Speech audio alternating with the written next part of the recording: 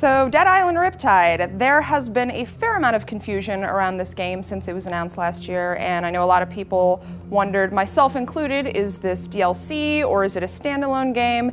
And if it is a standalone game, is it a spin-off or a sequel? A lot of those questions have been answered already, except for one. Is this game good? I'm going to answer that right now. Help! You like that? The story in Riptide picks up where the first Dead Island left off. Our four survivors, a rapper, a former football star, a bodyguard, and a hilariously racist-sounding Chinese spy, are fleeing the island of Benoi after an outbreak has turned all of its citizens and unsuspecting vacation-goers into slobbering, squealing, flesh-eating zombies. Of course, nothing is ever as simple as it seems, and our crew soon finds themselves back on land on the nearby island of Palanai, this time with an extra crew member, John Morgan, a former Navy man turned cook with an expertise in hand-to-hand combat. Like the other survivors, Morgan is also immune to the zombie virus and one of the few humans capable of traveling outside the city's safe zones. The downside to this, of course, is that you're basically the town mule. Anything that needs to be transported somewhere or looked into becomes your responsibility, and from there, the fetch quests just keep on piling up.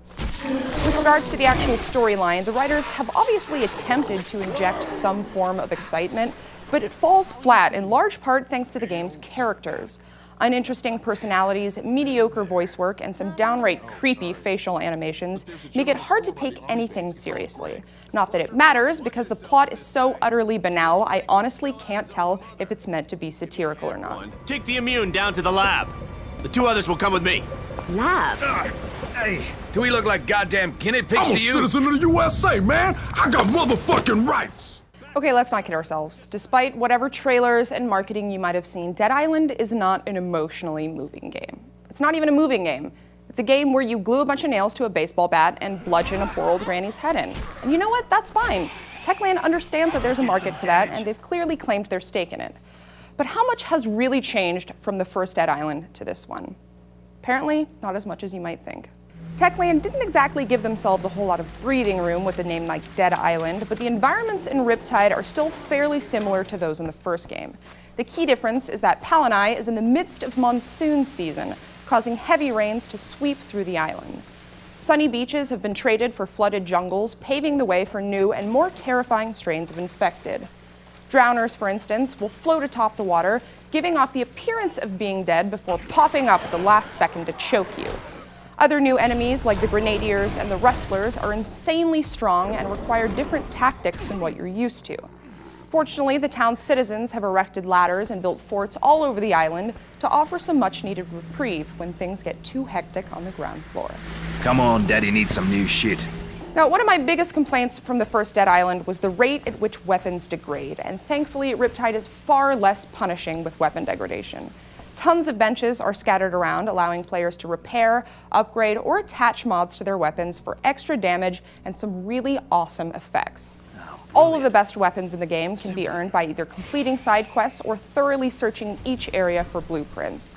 I was, however, a little disappointed by the scarcity of new weapon mods. I collected 37 mod blueprints during my playthrough, and only 3 of those were brand new and hadn't already appeared in the first Dead Island in some capacity or another. Weapons also seem to be the cause of some balancing issues in Riptide, as I spent the first few hours of the game dying every 5 minutes, only to discover an awesome weapon that made the rest of the game far too easy. This wouldn't have been an issue if the difficulty setting could be changed mid-game, but alas, that is not an option. Oh, thanks, doll. Like the weapon upgrades, the skill trees in Riptide also haven't changed much. When starting up a new game, players can either import their old save file or start from scratch at level 15, allocating skill points wherever they like. Trees are split up into 3 branches for survival, combat, and a special one called Fury that temporarily pauses time and grants the player Wolverine-like strength. This is best reserved for bosses or groups of zombies who must be approached with extreme caution. Even 2 of them can kill you if you're caught off guard, and a lot of the strategy in Riptide becomes learning when to fight and when to run. There are, however, certain cases where you'll be forced to fight. The campaign contains a few tower defense sections where players must defend a fort from hordes of zombies while safeguarding the lives of their teammates. These actually make for some of the most thrilling sections of the game, simply because of the creative freedom they allow for.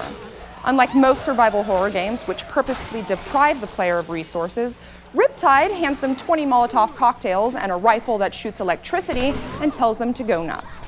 It's bizarre because for all the attempts it makes to take itself seriously, Riptide never even remotely feels like a serious game.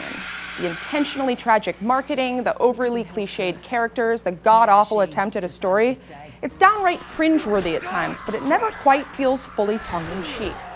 I mean, it's a game where you can curb stomp a zombie until their head falls off and blood spurts out of their neck hole. Why does it need to be serious at all? Truthfully, it's the kind of game that should lend itself perfectly to co-op, and in many ways it does. It's surprisingly good fun, it supports up to 4 players, and the matchmaking system has been retooled, so you can still play with your friends even if they're further along in the story than you are. It's a better co-op experience than the first game, to be sure, but it still suffers from needless frustrations. During my playthrough, the mission objectives and waypoints only seem to show up on my minimap, not my partner's.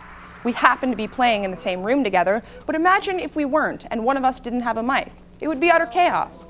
I also found it frustrating that upon entering a new area, teammates will often spawn at different times, giving zombies a chance to gang up on certain characters before the other ones have had a chance to arrive. It may not seem like a huge deal in retrospect, but for a low-level character, those 5 seconds of alone time can be the kiss of death. I was hoping the single-player campaign would be a bit more polished, but unfortunately, many of the technical issues I experienced in the first Dead Island, like unwieldy controls, bizarre respawn points, and accidental self-harm, are still present in Riptide, with seemingly no effort made to improve them. Considering the success of the first Dead Island, Riptide should have at least had a baseline from which to improve itself, but it's clear these issues were not a priority. It's also important to remember that even though the first Dead Island technically succeeded, it did so in spite of itself.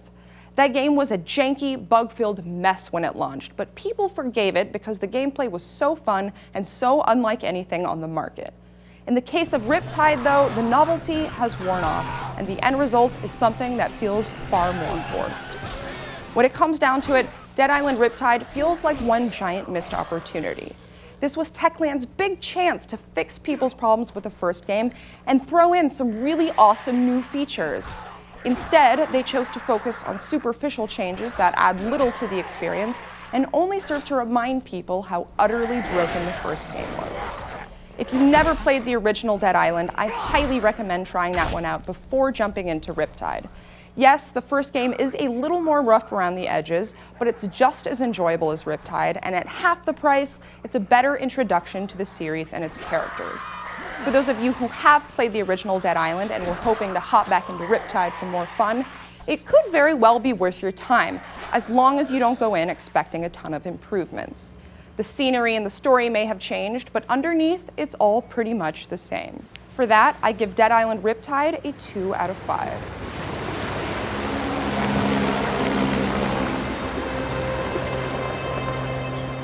So that is my review of Dead Island Riptide. I want to specify that this is sort of on the upper end of a 2, lower end of a 3. It was really hard to decide, but I was a tad disappointed. I really thought that they had something special with the first game, and I was so hoping that they were going to do something even better with this one. But almost all of the problems that were there before are still there, and for a game several years in the making, it's just not forgivable anymore. But who knows, maybe you'll feel differently. The game is out tomorrow on Xbox, PS3, and PC, and I'm dying to know what you guys think, so please leave your comments down below. And of course, if you like this review, feel free to hit that like button. No pressure.